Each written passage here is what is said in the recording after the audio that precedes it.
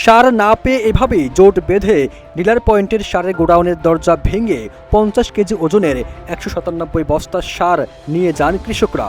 স্থানীয়দের অভিযোগ, ডিলার শাহ আমান ট্রেডার্সের মালিক তাইফুর রহমান মুকুল পর্যাপ্ত পরিমাণ সার বরাদ্দ পেলেও কৃষকদের দিতে গড়িমসি করছিলেন। তার বরাদ্দ ছিল 1320 বস্তা সার, এর মধ্যে গুদামে মজুদ ছিল 340 বস্তা সার। টাকা দিয়ে সময়মতো চাহিদা অনুযায়ী সার কিনতে না পেরে ক্ষুব্ধ হয়ে ওঠে কৃষকরা। এমন ঘটনা ঘটেছে কুড়িগ্রামের বুড়ঙ্গামারী উপজেলার শিলখুড়ি ইউনিয়নে।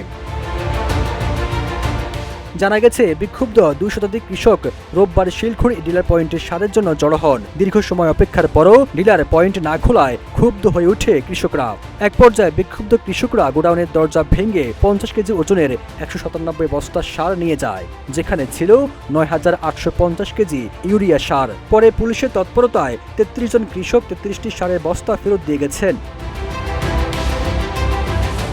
বুড়ঙ্গামারী থানার ওসি আজিমউদ্দিন বলেন, ওই ইউনিয়নের চাহিদা প্রায় 4000 বস্তা সার, কিন্তু মোট বরাদ্দ ছিল 1320 বস্তা।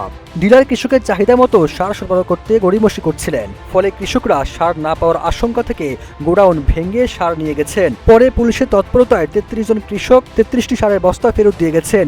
বাকিগুলো উদ্ধারের চেষ্টা চলছে বলে জানায় পুলিশ। সবুজ আলম, ইত্তেফাক।